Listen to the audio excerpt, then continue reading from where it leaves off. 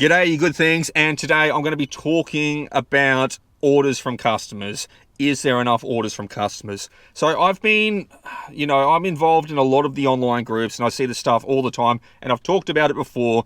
Times are tough, inflation's killing everyone, cost of living is going up, and it's at the point where it's like, well, people can't afford to order food anymore through the delivery apps because they charge so much for it. And for me, I'm going to take a very devil's advocate approach on this video. So I'm in the bucket right now where I'm working a full-time job. I'm side hustling, and I'm being very sparse with my money, very conservative with my money because I'm saving up for a house. So I'm being very money focused and very minimalistic on what I spend. I'm very budget aware. So I'm in that bucket of people right now. And I'm sure a lot of you guys tuning in right now are in that bucket as well, because you're side hustling, you're trying to make ends meet, you're trying to just get ahead inch by inch each week. But there's other people that aren't in that bucket. So there are customers out there that will order without thinking twice about anything. They could be on an incredibly high income. There are people out there that earn $250,000 a year. I'm not saying that's the majority of customers on Uber Eats and Doordash and, all the any of the food apps, any of the delivery apps. There are people with high incomes that will keep ordering. But I'm going to look at a different angle that I haven't heard people talk about too much.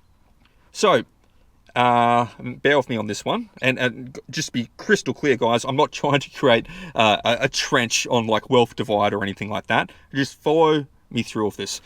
So, say 2019, 66%, two-thirds of Australians were homeowners back then. And then, as we entered into the COVID phase, the COVID era, we saw housing prices surge.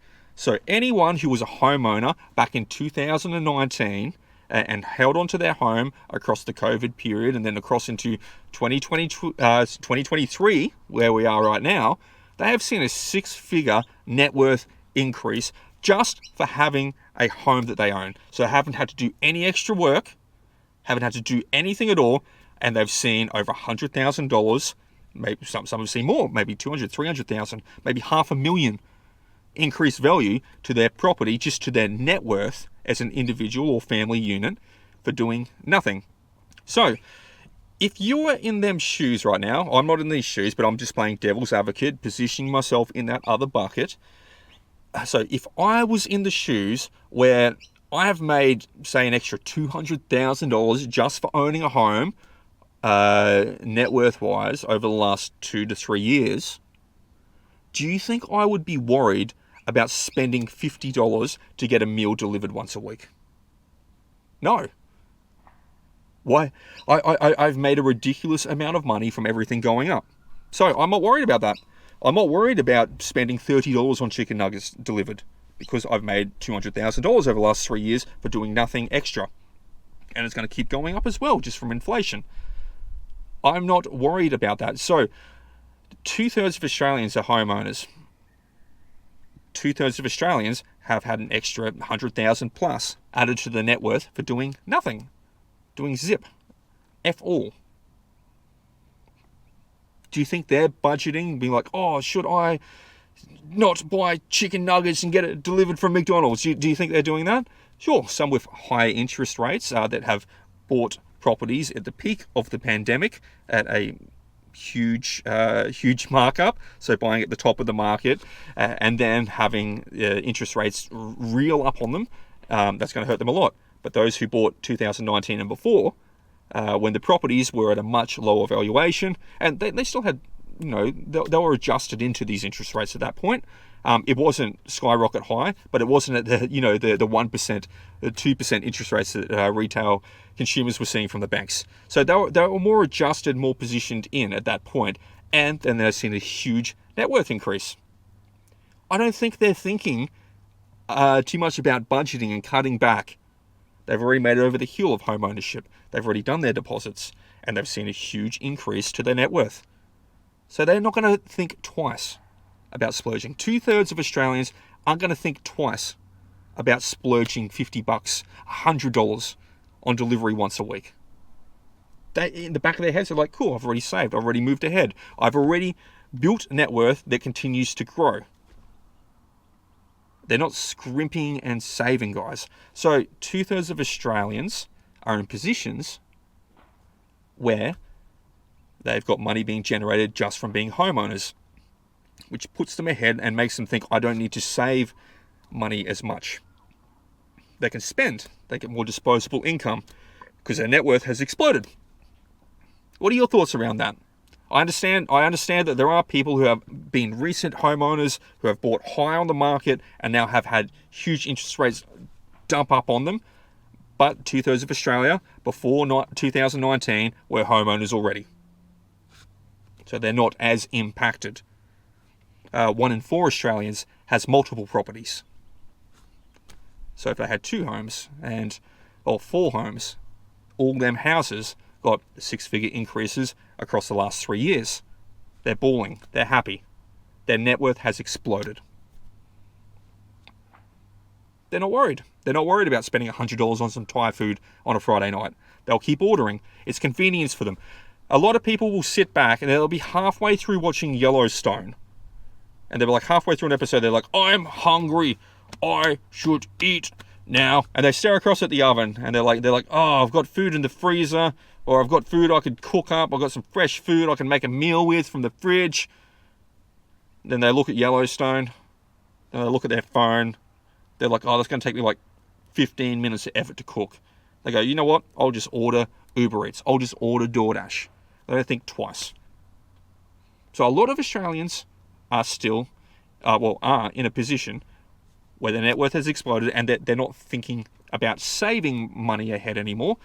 They're more thinking about like, how can I spend money? How can I dispose of money? Let me know your thoughts, guys. Are you in that bucket? I know I'm in the bucket where I'm still scrimping and saving. I'm trying to get to the hurdle of home ownership. I'm not saying like, and once again, not creating like a big divide or anything like that between homeowners and not homeowners. Everyone's striving. Everyone wants to own a home. Everyone wants something to call their own, of course. But there has been an explosion in net worth for everyone who owned a home. Just saying as it is. I don't know how it is in America. Any Americans tuning in, what happened over in the States? Has something similar happened? Has people who owned homes before COVID kicked in, have they seen an explosive growth in their property values? Has their net worth exploded? Do you think they're in the same kind of shoes where they're thinking, well, I've made an extra $400,000 just from owning houses this year, or last 3 years. I think I can splurge a little bit on some chicken nuggets. I think I can splurge a little bit on maybe I'll get $200 worth of food and do a big banquet feast for the family. Do you think people are like that over in America? I think so. I'm not 100% sure. It's on the edge of my knowledge on the American housing markets, but to the Australian housing markets, there was a lot of wealth generated. And the people who got this wealth generated, I think they're comfortable using delivery apps still. Sure, there is a customer demographic struggling, trying to make ends meet right now, paying rent, all their income that they earn, all their revenue that they earn, is just trying to keep their head above water with rent. That's a large demographic of Australia as well. So they might be thinking twice before ordering. But those who had a huge net worth explosion, I don't think many of them are thinking, oh, this will hurt me in the long term ordering this food. Whereas people in the not homeowners might be thinking, if I order this food right now, this could hurt me in the long run. It's putting me further behind getting a deposit, putting me further behind savings. Because they don't have that net worth generating from property in the background. Food for thought though, guys. I think orders will keep coming through. And of course, the standard arguments, and hear it all the time, there's too many drivers in a zone, schedules are busted, all that kind of stuff. Put that aside, just focusing on the customers who have had a huge net worth explosion. Do you think, and guys, comment below, do you think people who had this huge net worth explosion over the last few years from their property prices or from owning property, do you think that they are reluctant to order food currently from delivery services? Do you think they're reluctant? Or do you think they're just like, I've made bank from being a homeowner and I can splurge a little bit and I'm not worrying about my future too much right now because huge explosion in net worth, I can splurge a little bit on some fast food.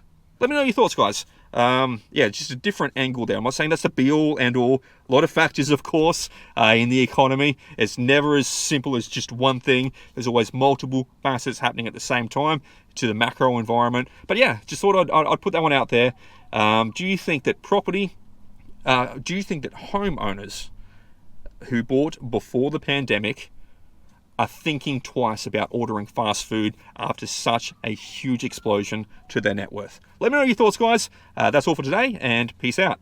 Hi, mate. Have you subscribed to Chris yet? Of course I did. The subscribe button is just down there. Did you know he's trying to get to 10,000 subscribers? 10,000? That's 5 times the size of Cooper Petey. Cooper Petey, mate. Cooper bloody Petey, mate. Cooper Petey, mate. Cooper bloody Petey. He's got some more videos over there too. Over where? Just over there. Over here? Yeah, mate, that's them. Cheers, mate. I'll keep watching because there's always something new. And I'll see you in the next one. Who are you, legends?